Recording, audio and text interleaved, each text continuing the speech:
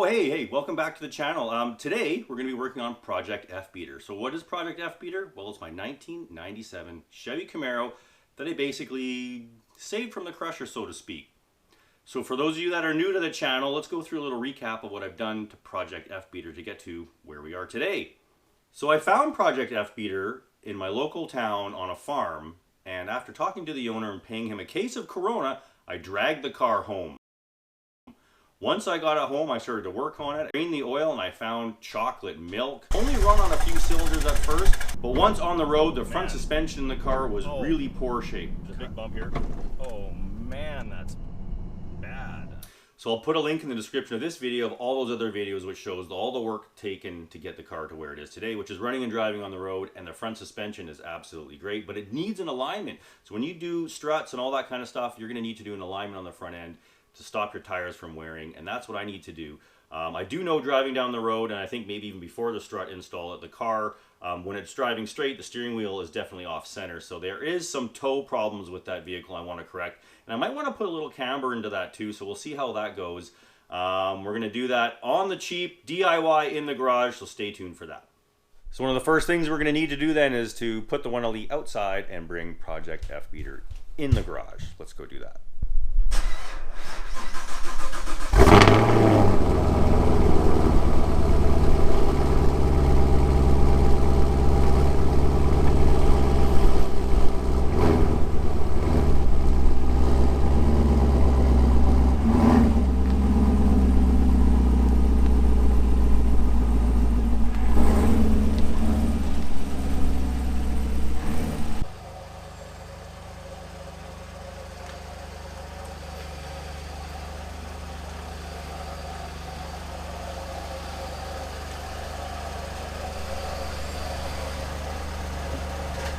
So this is what I'm going to use to DIY this alignment. I'm going to use some string, a tape measure, some nice straight pieces of wood, some cardboard, a couple different layers of cardboard here, and a couple jack stands.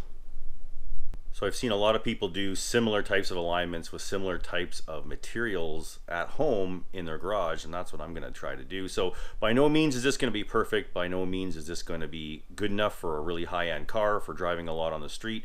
But this is going to be good enough for Project F-Beater because it is an absolute budget beater, and I'm not putting any money into this. So I may, or I could, go check the alignment after at a shop later on down the road, but I'm going to try and do my best at home.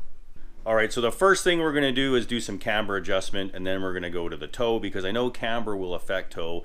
So will caster actually, but caster isn't really going to be easy to adjust at home, at least for me, and caster isn't going to do a lot to wear the tires down. Camber and toe will do the most, at least in my opinion.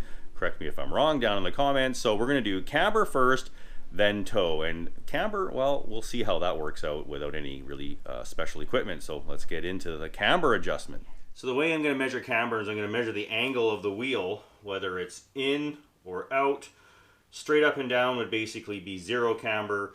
The top of the tire or the wheel pushing in would be negative camber, and with the top of the tire or wheel pushing out would be positive camber. So I need a flat surface to measure against. Some people use angle meters, or whatever. They have different things you can buy that go to the brake rotor, but I'm going to do this to the wheel, and I'm going to use the edge or the lip of the wheel right here and bridge across that. So that's why I've got this. It's relatively flat, and I'm going to bridge across the wheel and find a flat spot where it doesn't interfere with the spokes, because the spokes have a bit of a hump here, and it's actually proud of this lip.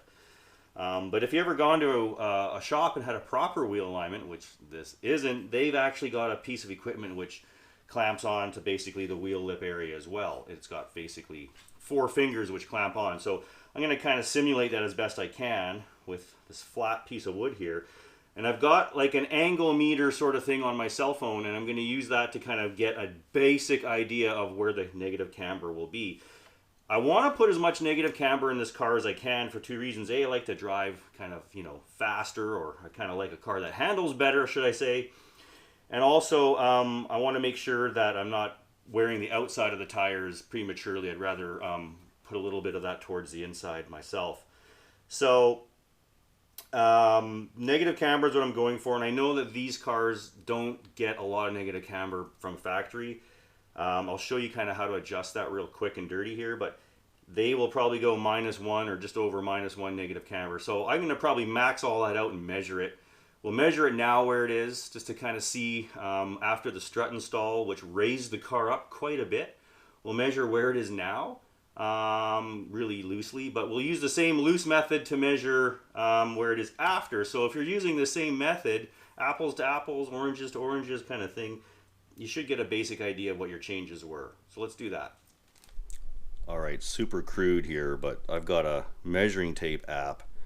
When I open that up, it's got an angle meter on there basically. So by moving this around, you can see the angle changes and whatnot. So what I need to do is find something that's basically plumb or level, and I'll put my phone up to it.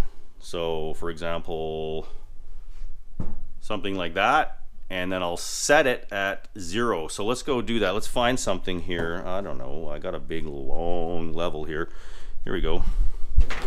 Big long level, and we're gonna put that up against my cabinet and take a look there. Is that level?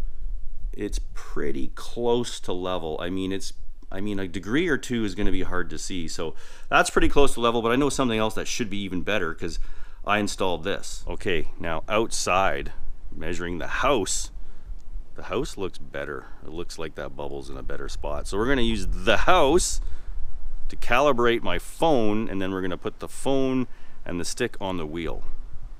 Okay, so here's the phone, and we're gonna zero that out. -89, that's almost 90 degrees. We're gonna hit 0. So the phone is basically saying me now that is 0.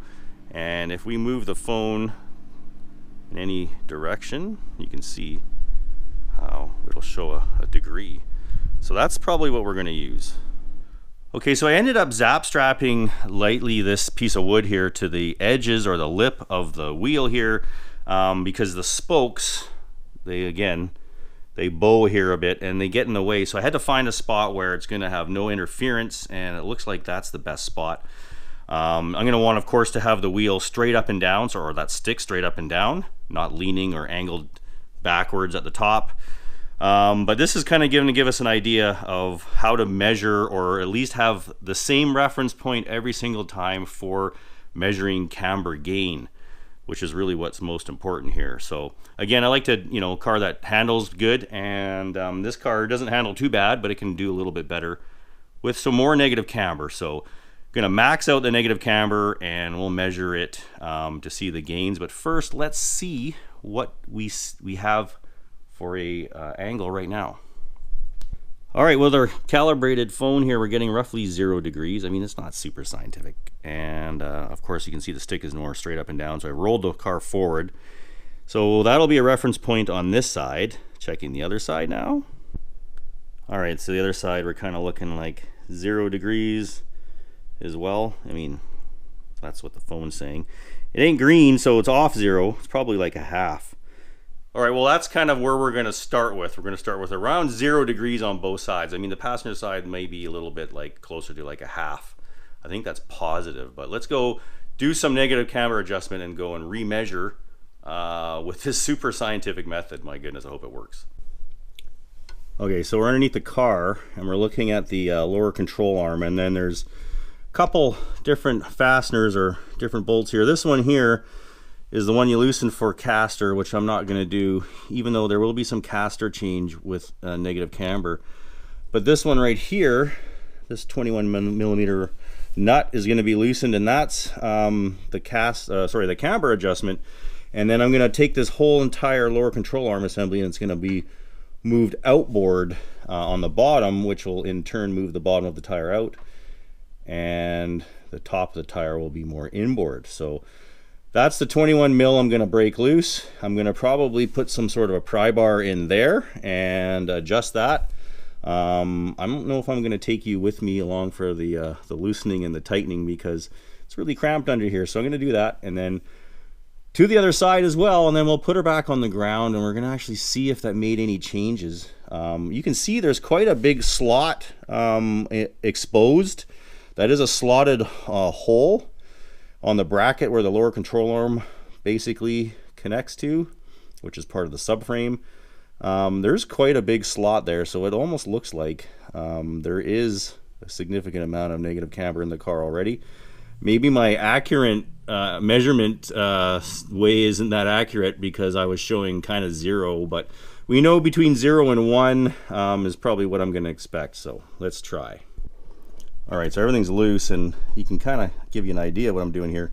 You can see here by pulling on this, whoops, by prying on this, I get movement in that lower control arm. So I pull towards the camera here, or pry towards us here, I'll be able to move that over. So I'm going to pull all the way over as far as I can and then tighten that down. Okay, so here's the adjustment now. Everything's tight, and you can see there's a lot more slot exposed. So I've definitely added some negative camber.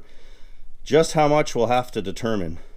Okay, so it's back on the ground now. I've done my camber adjustment. I've yanked those lower control arms out as far as I think I can. So we're just gonna bounce the suspension a little bit. And well, let's go see if we can see any difference at all with my really, you know, highly sophisticated measuring technique. Okay, here we are on the driver's side. Now it's really hard to say if this actually is accurate. I mean, it's definitely, okay, it's not accurate. Just go with me. It's between 0 and 1 degree, so I moved those out more than they were before. And I think we're getting around, let's say, -0.5. Before it was pretty much dead even on the 0, the green mark. Let's try the other side. All right, the other side now we're closer to 0, so we had a positive camber angle before, and now we're kind of more towards a 0, which is pretty good because if I move this around, it doesn't fluctuate. Before it was on the 1 degree. So I definitely brought this side out as well. I have another method though, or another tool I can use to measure this, so let's use that. So I got one of these things. These are for measuring driveline angles. So I didn't use it in the beginning, in the initial, but we can hold this up against that piece of wood. It's got a lot flatter surface to do that with. It's magnetic too, so if I had a piece of metal on there, it would have been even better. I could just magnetize it right to it, but we're gonna see where this gives us. Okay, that looks a little bit easier to hold. So I basically got myself a little 0 mark here. Put you down, hopefully you can see that. So there's a little 0 marker here, and everything's moving around quite a bit. If I move that over to where the needle's pointing, then we can read that once we bring it up here to the bench. Turn on a light. So moving the needle away, I can definitely say that that is not on the 0 or the 90. It's definitely off a little bit. So I think I gained a little bit there.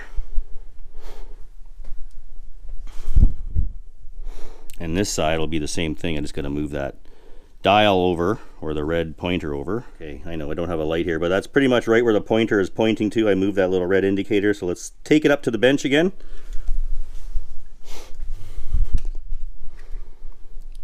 And everything out of the way. Where does that look like it's pointing at? The 90, or is it a little bit to the left?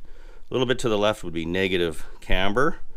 So I think we've gained a little bit of negative camber, or let's say we have a little bit of negative camber because I didn't use this in the beginning. So, all right, so there's our camber adjustment. We've just moved those all the way out, those lower control arms, and I mean, it looks like we've got around, I don't know, close to a degree of negative camber, and we had about close to 0 degrees of camber in the beginning. So I didn't go the other way. I didn't go positive camber, of course. I mean, how would you do that if you're moving those lower control arm bolts out? But looks good. If you sight down the side of the car, it kind of looks like everything is more or less, you know, looking negative camber-ish. So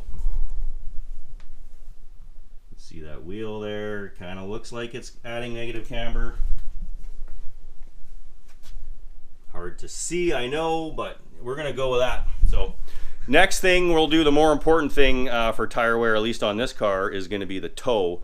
And I've already loosened the jam nuts on the tie rod, so let's do some toe adjustment. I'll show you how I'm going to do that. Hopefully that works out and gives me indication that I'm going in the right direction. So, all right, so we got the car on the 2 pieces of cardboard. Now I want to use those 2 pieces of cardboard like that because I want the tire to be able to turn a little bit, and those are giving it sort of a slippery surface. Normally, you know, when you go to your alignment shop, they've got some sort of plate on the bottom with a bearing on it that swivels. So this is kind of going to do the best I can. You can use plastic bags or a tarp or whatever, but this is the way I'm going to do it. The next thing we want to do, boy, I hope this works, is you want to get your steering wheel more or less straight. So, and just kind of wiggle it back and forth and get everything happy in there. So that's more or less straight. I mean, I'm in the car with you here. Looks okay, yeah? There you go. That's more or less straight. And then we're going to start running our string and our jack stands along the side of the car. Again, it's not the flat floor. It's not perfect either. It's got a big bump right here. The crack in the cement isn't very good, but let's see if we can do something with the jack stands. And we've got our string somewhere here. Here's our string, so let's try that. All right, so I got my string now and my jack stands all lined up, and if you go all the way back, you're gonna start with the rear tire or the rear wheel, and you want to bring your string down to the same distance from the front side and the back side of the rim here, or the forward lip and the back rear lip. So we got about an inch gap between my string and the rim, and then the same way here, about an inch gap over there. And then we'll go up front now and we'll see what that gap is. So the back is basically showing us what zero toe would look like. And now if we come to the front here, see if I can get in, we're going to measure the back of the tire. So we have like what, 5/8 of an inch gap on the back, and on the front you can see we've got way more. We've got over an inch and a quarter on the front. So definitely this thing is towed in significantly on that side, and while driving down the road I'm definitely having to put a lot more input into the steering wheel to keep it straight. So there's a lot of toe in on this tire here. So let's go and adjust the tie rods, and we'll see if we can get that to more or less 1/16 toe in. All right, so we're going to adjust that right there. So that's the jam nut for the tie rod end. We've loosened that already, and so we're going to change the angle here, or shorten this rod or lengthen this rod, whatever we have to do, so we get the toe back towards around 1/16 toe in. This has obviously got way more than a 1/16 toe in. This has probably got, this has got 3/4 of an inch plus toe in. So much more than we need, and that's going to, you know, wear the tire. Thankfully, these are these cheapy tires I put on there. But in the day, or if the day comes where I do put a good tire on, I definitely don't want this much toe in. So we'll go and adjust that, and then let's take a look at what the reading shows and if we're going in the right direction. Which way do we need to go? You want to go counterclockwise and lengthen everything. So jam nut loosening. And basically we're going to go in that direction.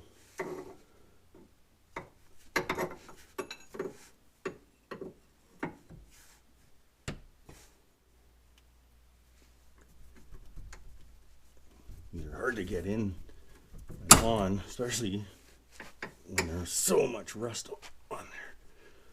But still turning it. Seems like I go into the car and I correct the steering wheel a little bit. Definitely getting some space on there. So this is elongating here.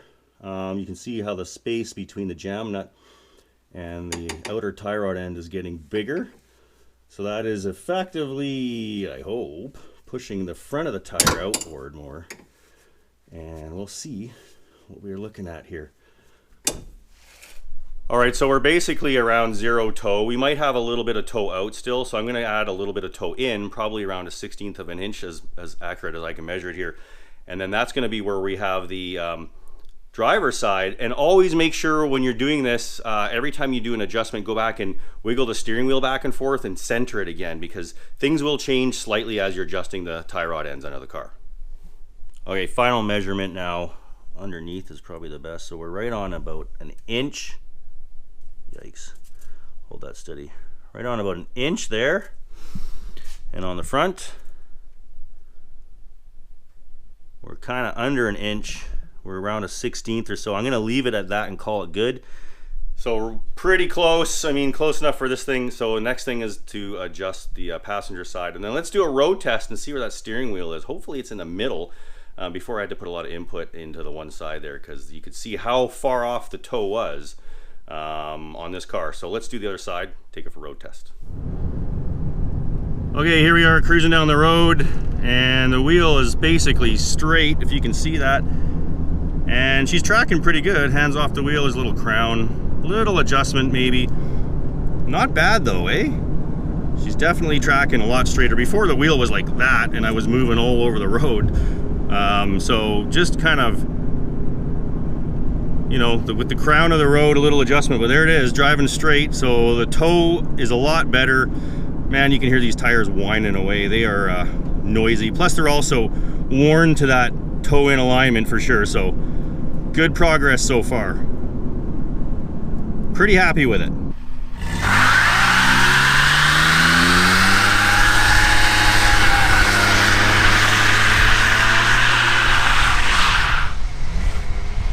All right, well, thanks for watching. I hope you learned a little something about doing a DIY alignment at home in your own garage. If you really want to get it checked out afterwards to see how good you are, take it to an alignment shop. I bet you'd be surprised at the results. But basically, you need a line of string, 4 jack stands, that'll get your toe measurement, and some sort of angle finding device and a flat straight edge against your wheel, and you can do your camber as well, or get it close enough. I mean, close enough for a beater like this anyway. So take care, see you in the next video. Bye for now.